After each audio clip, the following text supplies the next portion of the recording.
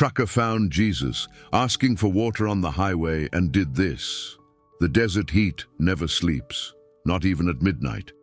And that night at 2:47 a.m., the only living thing on the road was an old rig slicing through the darkness. Behind the wheel was Gael Montero, graying hair, hollow eyes, and a silence that had made its home in him years ago. The radio was off. His cell phone, tossed on the passenger seat, showed a missed call. A name he hadn't seen in a long time. Leah, his daughter. He looked, hesitated, then left it there. He didn't answer. He chose to keep going, as he always did. Gael wasn't a bad man. He'd only gotten used to feeling nothing. After so many abandonments, he'd become a desert himself. That's when he saw him. In the middle of the road, in total blackness, a figure stood. A man, barefoot, light clothes caked in dust, dried blood on his tunic. But what was unnerving wasn't his look. It was his gesture. The man raised his hand, not like someone asking for a ride, but like someone recognizing an old friend. Gael slammed on the brakes. He thought about just driving past, but he couldn't. He climbed down, grabbed a water bottle, and walked over. The man took it, drank in silence, then looked at Gael like they'd known each other for decades, and said only one line, "You were the only one who stopped." Gael froze. It wasn't accusation. It was acknowledgement. He had stopped. Something he hadn't done for anyone in a long time. "Who are you?" he asked. The man smiled. "They call me Jesus." Gael let out a nervous laugh, thought it was madness or a taunt. But the man didn't seem insane, nor fanatical, just calm, deeply calm, like someone who understands others' pain without needing an explanation. "Hop in," Gael said, motioning to the cab, and the man climbed up as if he already knew he'd be welcome. For a few minutes, nobody spoke, just the engine's hum filling the space.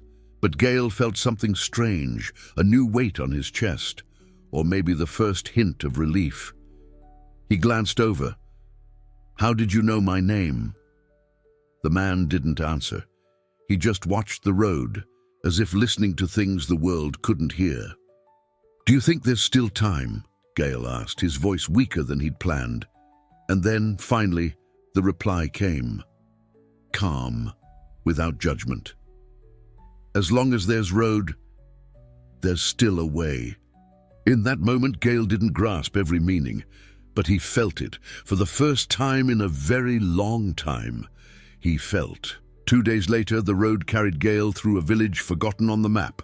Mud houses, a dry silence, and a heat that felt like it was sticking to your skin. He hadn't planned to stop.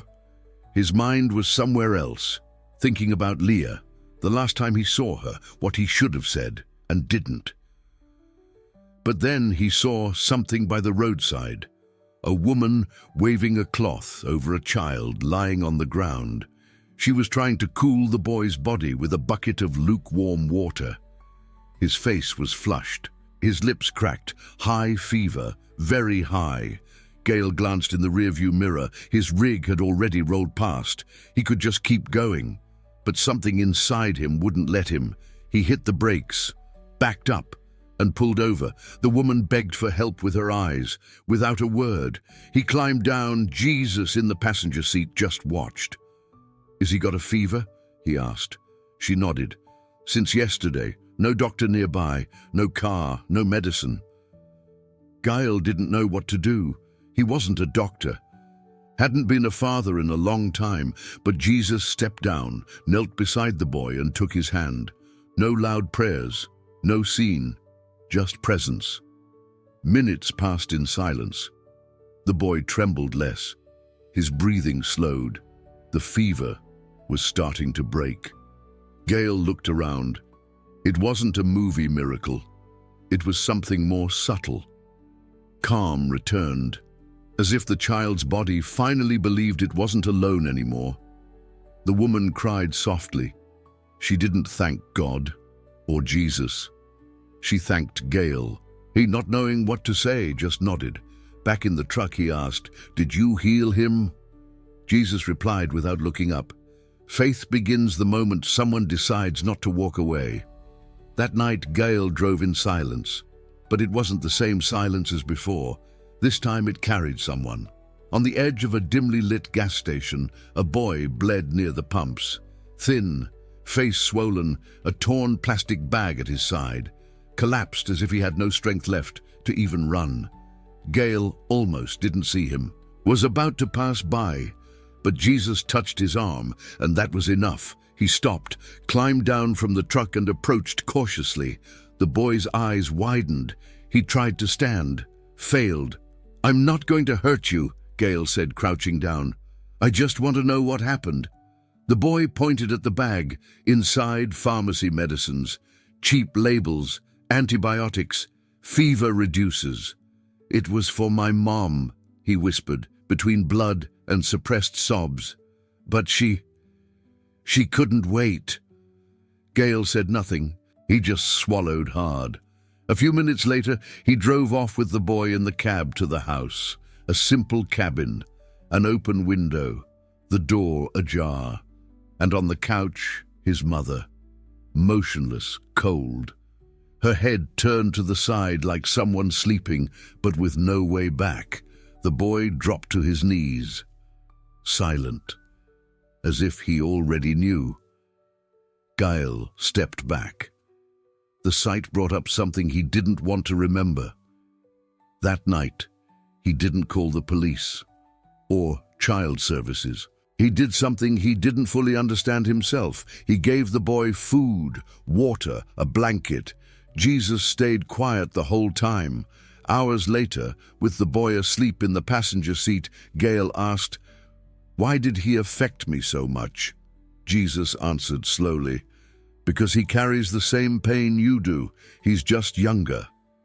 Gael looked in the mirror, saw the boy curled up and asleep, and for the first time, he didn't see a stranger. He saw someone he might one day call a son, or at least someone he wouldn't let be just another one left behind. The rig now carried 3 passengers, Gael, Jesus, and Nilo. The boy was still quiet, but he wasn't afraid anymore. He slept with relaxed hands, ate slowly, sometimes asked simple questions. "Have you always driven? Do you have kids? Why did you stop for me?" Gael answered as best he could, not always with words, but he answered. Along the way, strange things started happening. Not movie-style magic, subtle things, but impossible to ignore. In a dusty little village, an old woman flagged them down. The community well hadn't spouted water in months. Jesus went with her, stayed for a few minutes, silent. The next morning, the well trickled again. Not much, but enough. On another stretch, a little girl cried at an intersection. She'd lost her grandfather. Jesus sat beside her and simply said, "He'll be here soon."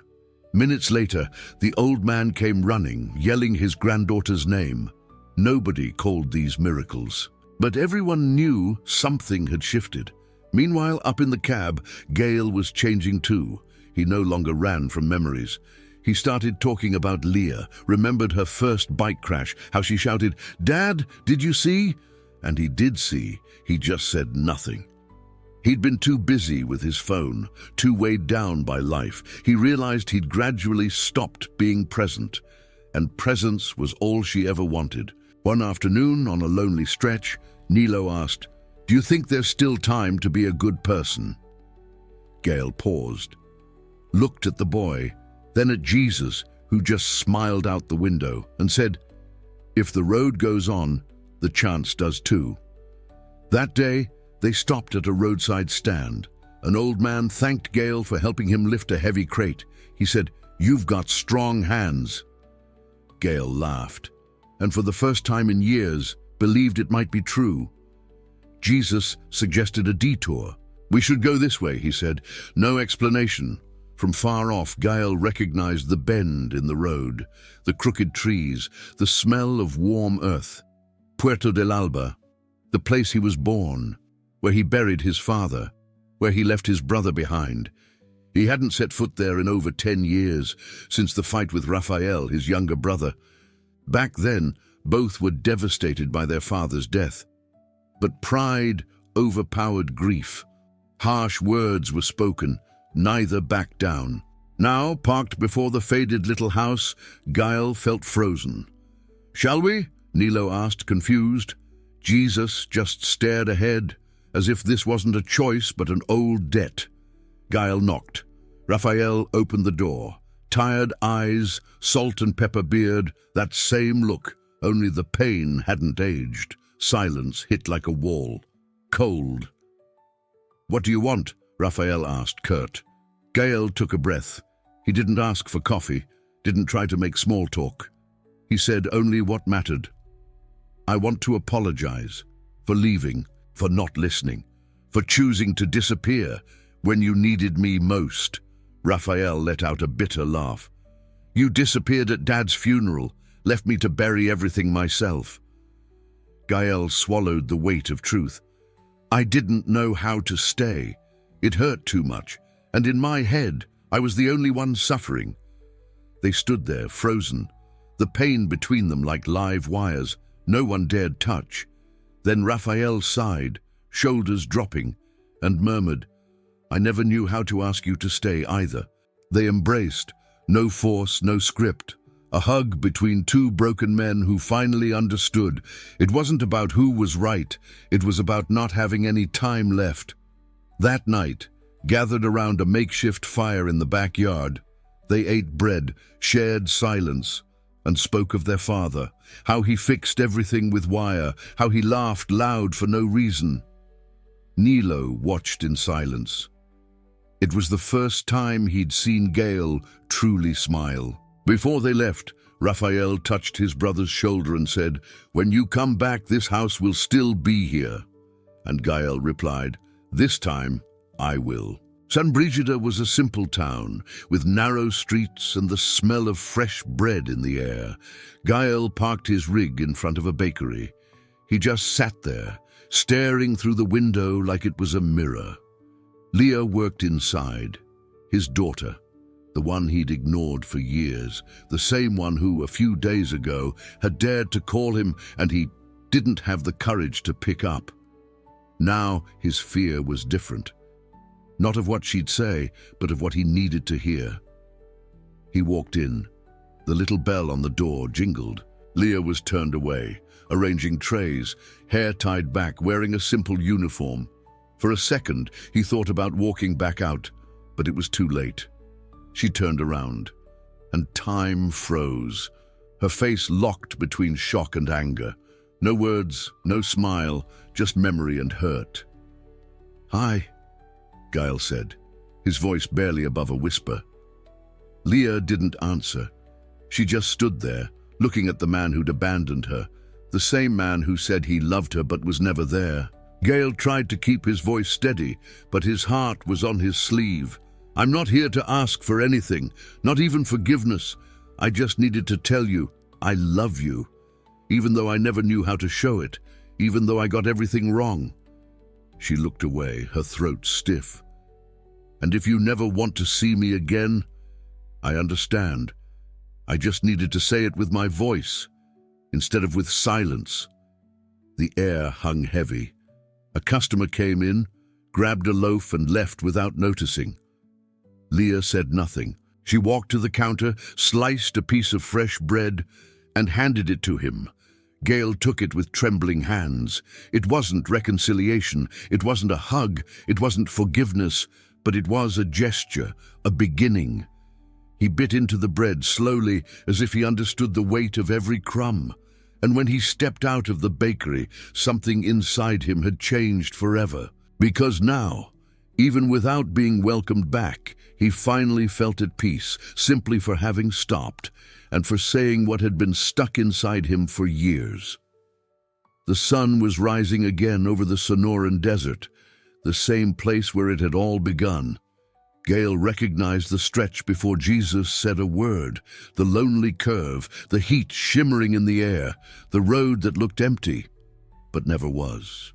He pulled over onto the shoulder, shut off the engine, sat in silence. Jesus looked straight ahead, calm as always. "This is where you got off," Gale said. "This is where I end," Jesus replied. Gale didn't say anything for a moment. He felt his chest tighten. "And now, what do I do?" Jesus turned to him with tenderness, like a father trusting his son. "Now you keep going, your way, but never drive past again." Gale blinked, and Jesus was gone. No sound, no farewell, only the certainty that he no longer needed to be there. Nilo, now more confident, sat up in the passenger seat. "He left?" he asked. Gale just nodded. He shifted into gear and rolled on. A few hours later, they spotted an elderly couple stranded on the shoulder, hood up, faces sweaty, no cell signal. Gale stopped without a second thought, grabbed his toolbox, tightened a loose belt, cleaned the radiator, gave them water, listened to their story, shared a laugh. Before they drove off, the woman laid her hand on his shoulder and said, "You have kind eyes." Gale smiled, not like someone receiving a compliment, but like someone reminded of who he could be. "I wasn't always," he replied, "but I'm trying now." And there, between the dust of the highway and the hum of the engine, the truth became clear. The greatest miracle wasn't what Jesus did. It was what he left in those who knew how to listen. If this story moved you, answer me one thing in the comments. When was the last time you stopped for someone? If you believe the world needs more people like this, leave a like and subscribe. It helps this message reach those who need to hear it.